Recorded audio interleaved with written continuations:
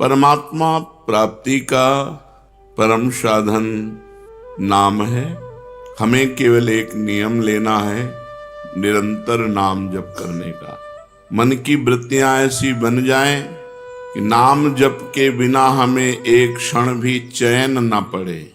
तद स्मरणेन परम व्याकुलते, हर समय हर क्षण नाम जप। नाम भजन के कितने प्रकार हैं? नाम भजन के 3 प्रकार हैं, नाम जप, नाम कीर्तन, नाम स्मरण। 3 प्रकार से नाम का रसास्वादन किया जाता है, जप के द्वारा, स्मरण के द्वारा और कीर्तन के द्वारा। ये जप क्या है? प्रभु के जिस नाम में रुचि हो या जो नाम गुरुदेव ने दिया हो, उसी नाम की बार बार आवृत्ति करना, बार बार जपना, इसी को जप कहते हैं। तो जप कितने प्रकार का होता है? ये जप 3 प्रकार का होता है, साधारण जप, उपांशु जप और मानसिक जप। ये 10 गुना पूर्व से होता है। विधि विधान से यज्ञ याज्ञ जो किए जाते हैं, उनसे 10 गुना फल साधारण जप में है। साधारण जप से 1000 गुना फल उपांश में है और उपांश से 1,00,000 गुना फल मानसिक में है। मनुस्मृति में ऐसा वर्णन है। साधारण जप क्या है? जिसमें स्वर तो सुनाई दे पर वो कीर्तन नहीं है। जैसे राधा राधा राधा राधा राधा राधा राधा राधा राधा, ये कीर्तन नहीं है, ये साधारण जप है। इसे साधारण जप कहते हैं, जिसमें शब्द बाहर सुनाई दे। उपांशु जप क्या है?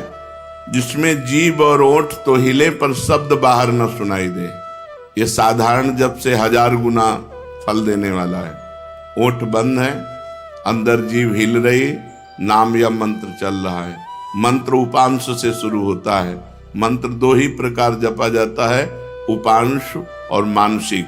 नाम 3 प्रकार से जप होता है, साधारण जिसे वाचिक कहते हैं, फिर उपांशु और मानसिक। साधारण जप से उपांशु 1000 गुना श्रेष्ठ है। वो जिह्वा चलती है, ओंठ बंद रहते हैं, शब्द बाहर नहीं सुनाई देता। मानसिक जप, जिसमें जीभ भी न हिले और न ओंठ हिले, केवल मन से मंत्र का जप करना। जैसे ऐसे शांत बैठे, कोई हरकत बाहर नहीं दिखाई दे रही और अंदर मंत्र चल रहा है, नाम जप चल रहा है। इसे मानस जप कहते हैं। सुना है श्वास के द्वारा नाम जप करने से जल्दी लाभ प्राप्त होता है। हाँ, श्वासा श्वासा नाम जपे दुविधा रहा न कोई। कोई भी श्वास खाली न जाए, उसमें नाम जप करे तो दुविधा अर्थात भगवत प्राप्ति में कोई संशय नहीं। प्रत्येक श्वास की गति की ओर लक्ष्य रखो। हर श्वास के आने जाने में श्वास के साथ नाम उच्चारण करो। अगर ऐसा नहीं बनता तो उपांशु के साथ श्वास जोड़ो, जिह्वा हिलाओ, नाम या मंत्र जप करो ओंठ बंद करके और श्वास के साथ। आरंभ में माला काउंटर जो आपको सुविधा पड़े वो ले लो और श्वास श्वास कई नाम कई मंत्र ऊपर खींचने पर छोड़ने पर श्वास प्रश्वास में जप करें। धीरे धीरे मन लगने लगता है, क्योंकि बिना मन के छूट जाएगा श्वास, श्वास की गणना छूट जाएगी। हर श्वास में नाम जप करना है। स्मरण क्या है? स्मरण युक्त जप किसे कहते हैं? स्मरण केवल मन की वृत्ति से होता है। जिस जप में नाम लिखा जाता है, नाम साक्षात दिखाई देता है, सुनाई देता है, उसे स्मरण कहते हैं। पूरी स्मृति में नाम या मंत्र विराजमान है, आप उसी में डूब कर जप कर रहे हैं। ये केवल मानसिक होता है, ये न वाचिक होता है न उपांश होता है, ये होता ही मानसिक है। इसीलिए प्रायः इस पर ज्यादा देर साधक टिक नहीं पाते। नाम मंत्र चल रहा है, बार बार उसी की आवृत्ति लिख रहे हैं, बार बार उसी को सुन रहे हैं, लेकिन जिह्वा नहीं चल रही, कोई चेष्टा नहीं हो रही, अंदर ही हो रहा है। इसे जप स्मरण युक्त कहते हैं, स्मरण जप कहते हैं। ये मानस मूर्ति पूजा की भांति नामोक्षरों की भावना मन में कर सकते हैं। हाँ कर सकते हैं। जैसे श्री राधा वल्लभ लाल जी की रूप माधुरी सामने है, अब उनके मस्तक पर लिख रहे हैं मंत्र, उनकी छाती पे लिख रहे हैं, उनकी बाजुओं पे लिख रहे हैं, उनके चरणों में लिख रहे हैं, और बार बार जहां मन आया पूरे श्रीअंग का दर्शन करते हुए वहीं बार बार मंत्र लिख रहे हैं, बार बार नाम लिख रहे हैं। मानस मूर्ति की पूजा की भांति आपको लाभ देगा। क्या नाम अक्षरों की आवृत्ति का और कोई उपाय है? हाँ, मन की रुचि के अनुसार आप आकाश में कर सकते हो, आप हृदय में अपने कर सकते हो, आप अपने मस्तक पे कर सकते हो। मस्तक पे बार बार लिख रहे हैं अपने अंदर से, या आप अपने हृदय में लिख रहे हैं, या सामने बाहर लिख रहे हैं, जैसे आपकी रुचि बने। या आप नाम के पूरे गहने पहना दीजिए ठाकुर जी को। चरणों में नूपुर तो नूपुर की जगह नाम मंत्र, बाजुओं में बाजूबंद तो बाजूबंद की जगह नाम मंत्र, कुंडल की जगह नाम मंत्र, तिलक की जगह नाम मंत्र हम बार बार लिख रहे हैं। ऐसे जैसे भी बने अंदर से लिखते हुए नाम का स्मरण करना बहुत जोर का लाभ प्रदान करता है। तो नाम जप, नाम स्मरण, नाम कीर्तन। नाम कीर्तन में गगन भेदेश्वर होना चाहिए। उच्च स्वर स्तंभद सर्वदैव, ऊंचे स्वर से कीर्तन होना चाहिए। जितना उच्च स्वर से होगा उतना ही कीर्तन लाभ देगा। कीर्तन कितने प्रकार के होते हैं? अकेले भी ताली बजाते हुए भगवान नाम कीर्तन होता है। आर्त भाव से अकेले पुकारते हुए ताली बजा रहे भगवान के नाम का कीर्तन, या कई लोग मिलकर के भगवान नाम कीर्तन कर रहे हैं, भगवान का गुण कीर्तन कर रहे हैं। मृदंग है, मंजीर है, ढफ आदि वाद्य बजाते हुए कई लोग मिलकर भगवान के नाम का कीर्तन, गुण कीर्तन। संकीर्तन का क्या प्रभाव है? जहां तक नाम पहुंचेगा वहां तक निष्पाप कर देगा।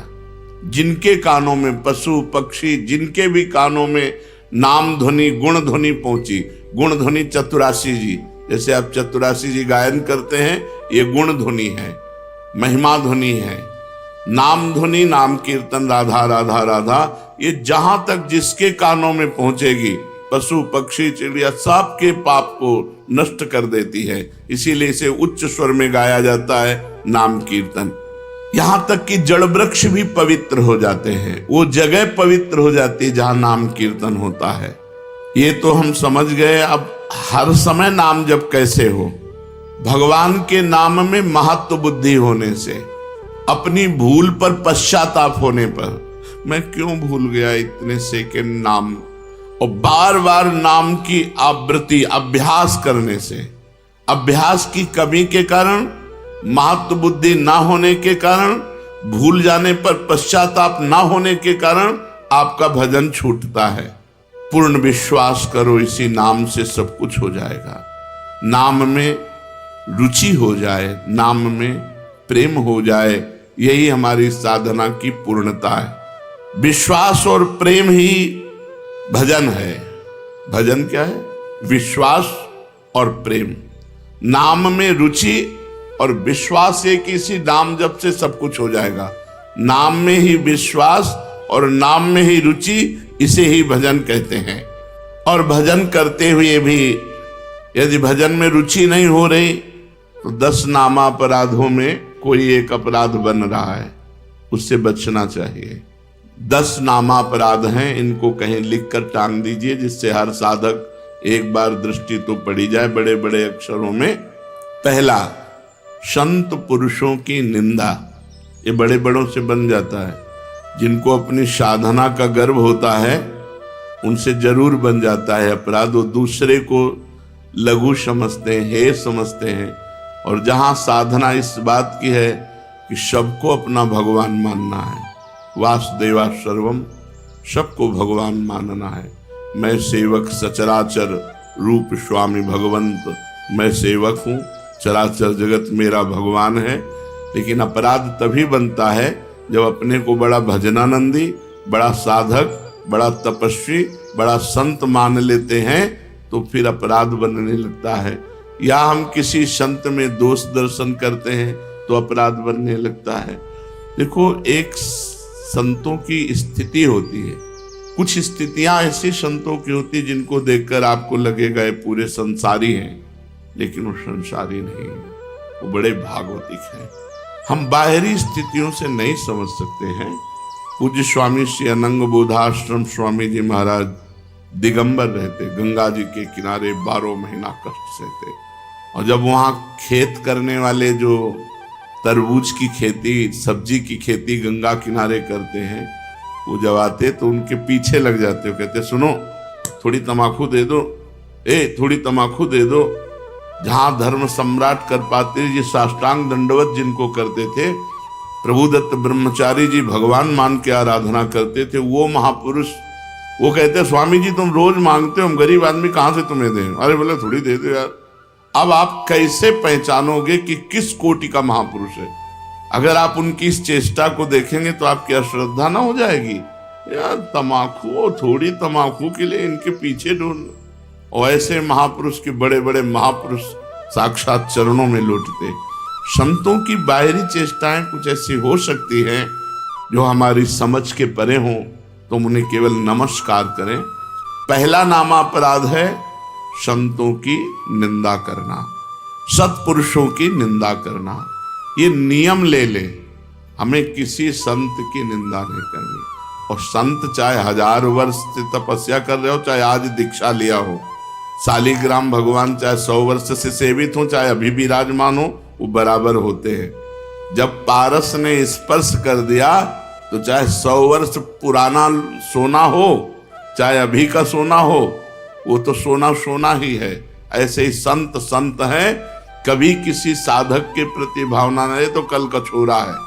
नहीं, वैसे भी सब में भगवान विराजमान है। संपूर्णतया भगवान ही सब, वासुदेवा सर्वम ही।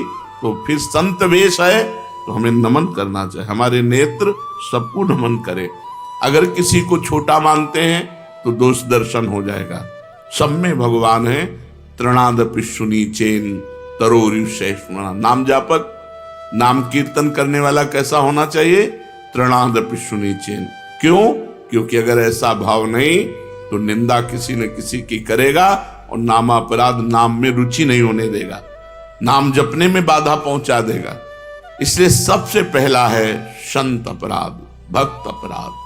भक्तों की निंदा, संतों की अवहेलना ऐसा है कि बड़े से बड़े तप को एक क्षण में नष्ट कर दे। भक्तन निंदा अति बुरी भूल करे जिन कोय, किए सुकृत बहु जन्म के क्षण में डारे खोए। एक क्षण में बहुत जन्मों के पुण्य नष्ट हो जाएंगे, एक जन्म की कौन बात कहे। इसलिए डरो, भक्तन के अपराध से डरपत रहो। ध्रुवदास जी ने कहा शांत। कोई आके गाली दे जाए, 1-2 थप्पड़ भी मार जाए तो राधे राधे। हमारे भगवान हमारी परीक्षा ले रहे हैं, हमारे भगवान आकर के हम पर कृपा कर रहे हैं। यही भाव रखो। तृणादपि सुनीचेन। मैं भी तो संत हूं? नहीं, मैं नीच हूं, मैं अधम हूं, और सब संत हैं, सब भगवान के स्वरूप हैं। ऐसा मानने वाले से कभी अपराध ही नहीं बनता।